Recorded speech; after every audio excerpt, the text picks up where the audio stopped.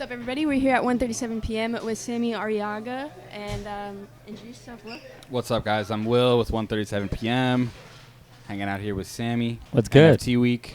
You were born, and now you're here. So can you give me a rundown of what happened in between?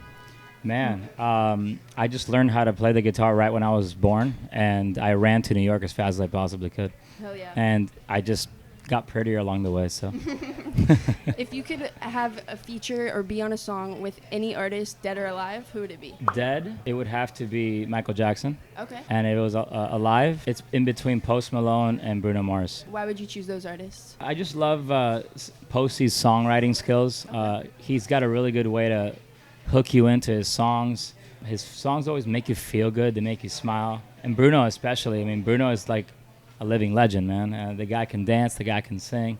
He could write some timeless records. And, I mean, that's the kind of artist that I strive to be one day. So it would be an honor to be in the same room as them. So You've had a lot of success in Web3 with your first project, Metagirl, and now with Pixelated minting currently. Yeah. Tell me about your life pre-Web3. What drew you in? Man, I've been an independent artist now in Nashville, Tennessee for about 12 years. I moved there in 2011 from Miami, Florida.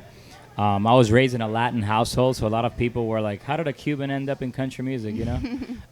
But that was one of the main reasons why I moved to Nashville, is because there wasn't a huge, I guess, there wasn't a lot of artists representing the Hispanic culture in the genre. So I felt like it would be a good opportunity for me from a business standpoint, you know, to be different and to stand out and be unique and also represent my roots. So moved to Nashville and got a record deal back in 2017 with Sony Music Nashville. And it also coincided with a publishing deal during the same year. And unfortunately, that didn't really last long because they didn't understand how I wanted to go about my music and my songwriting. And so thankfully, they let me go. And as you know, if you know about the music industry, that's actually a huge miracle that they let me go. So looking back, I'm very, very blessed that happened. But I've been releasing music independently since 2018 or so, and have been dropping songs ever since. Got on the good old TikTok back in 2020 and got pretty lucky. We're about 400,000 followers deep in there, and discovered Web3 back in October, and haven't looked back ever since. So, with your first project, Metagirl, you sold, I believe, about $250,000 in over 2 months time period. At the current price of Ethereum. Okay, correct. at the current price. Okay, not thanks now. Yeah. Was that being an independent artist and then getting released from Sony, your label deal? How surreal of a moment was that for you? Can you tell me about that time period of your life? It was crazy, man. I never thought that, you know, jumping on a thing called Twitter Spaces back in November was gonna change my perspective on the music industry. And as a creator, it allowed me to channel a new path in my brain of how to, you know, put my music out there and meet new people and meet, you know, music lovers out there that understand the concept of being a collector of art. And so when I started understanding that even myself, because I never really collected anything before NFTs, I really fell in love with the concept of it all, and learned how to tokenize and learned what smart contracts are, and learned how to, you know, do everything via the blockchain, and just took a YOLO shot in the dark back in February, and the community that we were able to build in 3-4 months came through unlike any other, and it's been an awesome roller coaster since. So.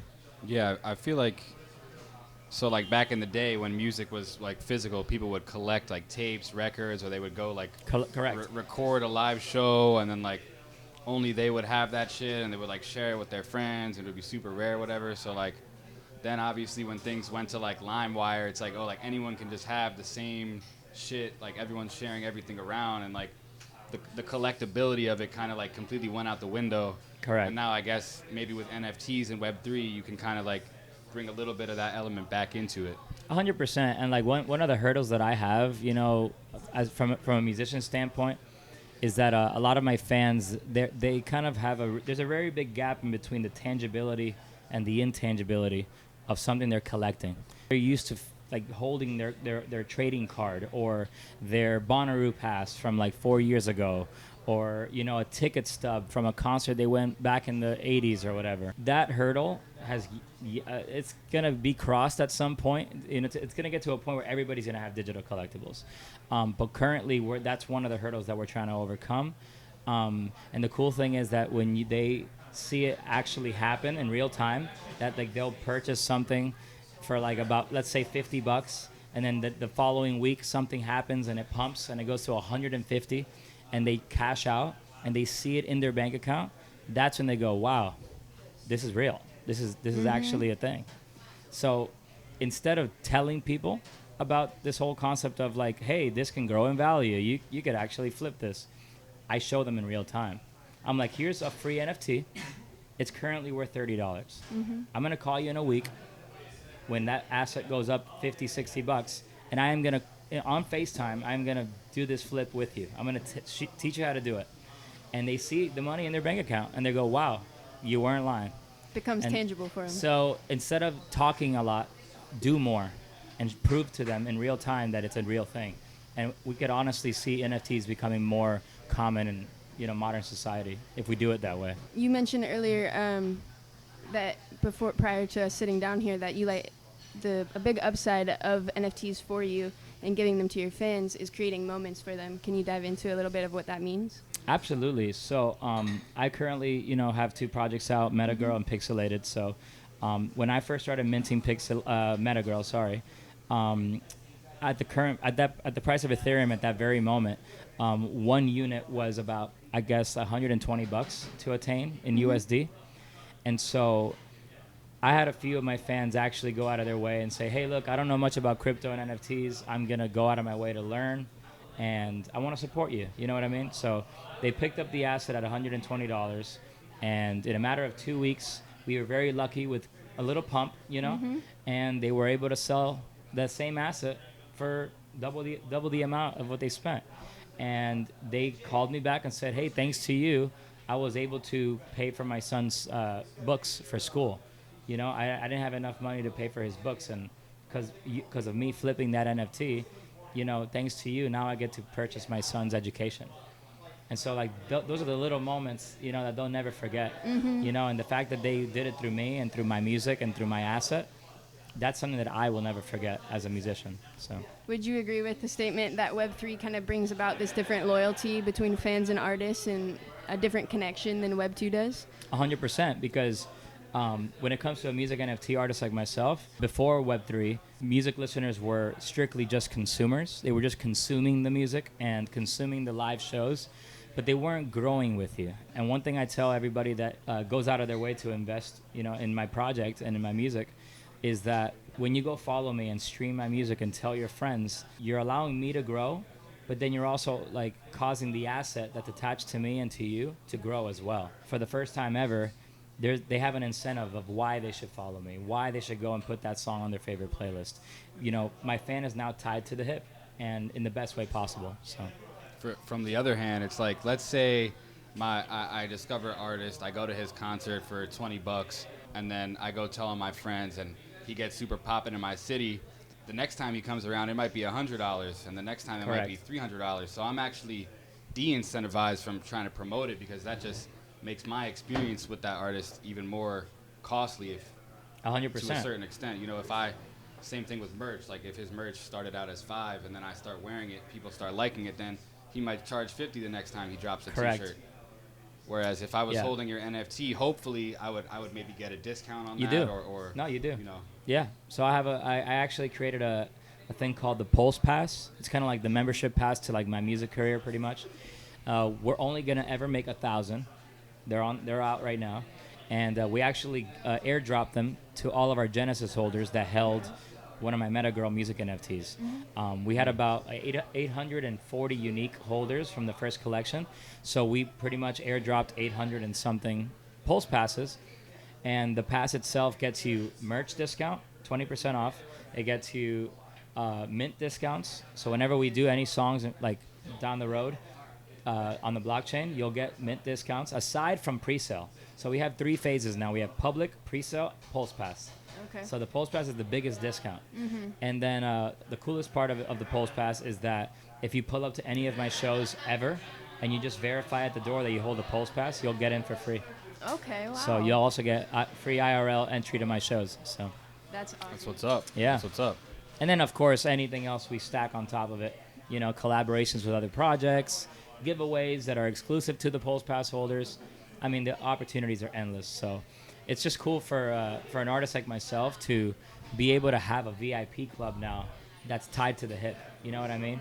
And Right. give back to them and allow them to grow with me, Right. along the way. So It's dope. yeah, it's pretty cool. Would you say that it's important for independent artists to build a reputation in Web 2 and on these social platforms like TikTok and YouTube and Instagram 100%. prior to releasing NFTs, or do you think it can be done simultaneously? We have two kinds of people. We have the I don't believe in Web3, and then we have the I only believe in Web3. Mm-hmm. But then you have the third person that says they could coincide. Yeah. And the second that you master the two, Yeah. they're both gonna flourish like unlike any other. And that Yeah. as a music artist right now, with the lack of streaming tools that we have in Web3, we have them in Web2. So why Right. wait Why and wait for cut the train to yourself fly off? by you when you could Yeah. just utilize the tools that you're already given, blend the two, create Go tanks.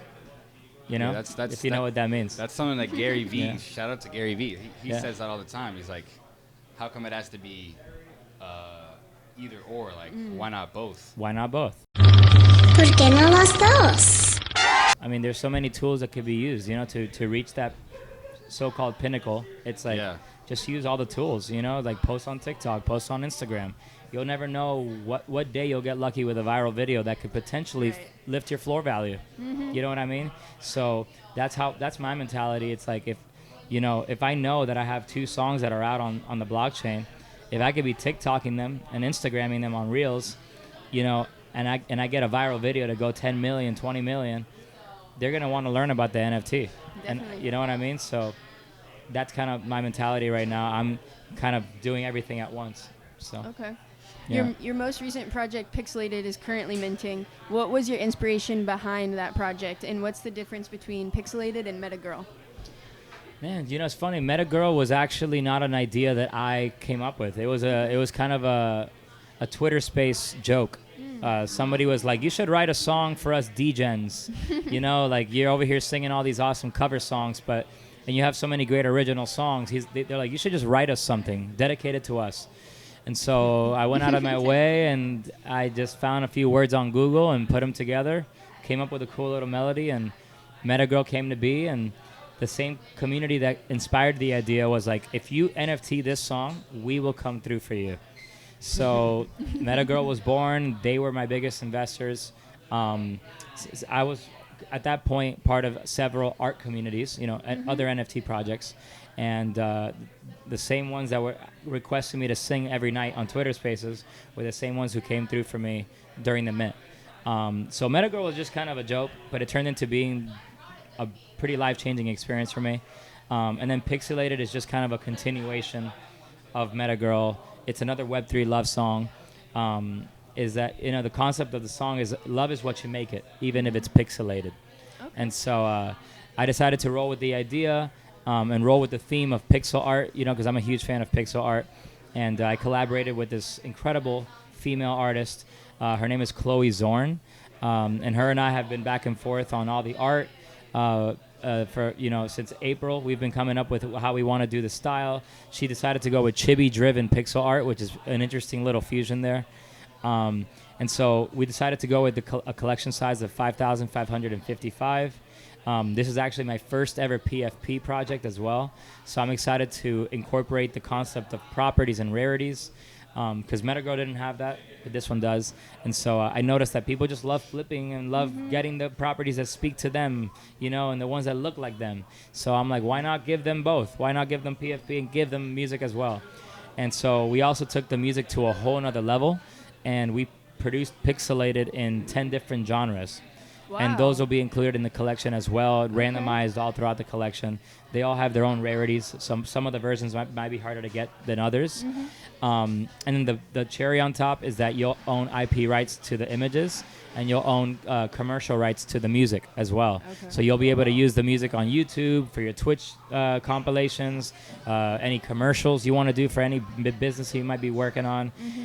You know, there's of course stipulations and stuff, but as we go along the space and learn more, we'll be stacking more utility on top of that. But it's going to be my first opportunity to offer that to my holders. So pretty stoked about that, and stoked to be minting right now. So if you guys are interested in Pixelated, check out mint.sammynft.com. What would you say is your biggest L in crypto NFTs? Life. It gave me life, finding NFTs. I felt like my career was kind of coming, not to an end, because that sounds kind of dramatic, but I was just in a very dark place. I just felt like nothing was working. I felt like everything I was doing was very monotonous and repetitive, you know? And I kind of grew bored of the system, you know, dropping on Spotify and hoping I got on a playlist, you know. It just got boring. And so when I found the blockchain and I found, you know, that I could release my music as NFTs and discover a whole brand new community of collectors, bring back life to the music side of things for me, that would be the biggest sale that I received.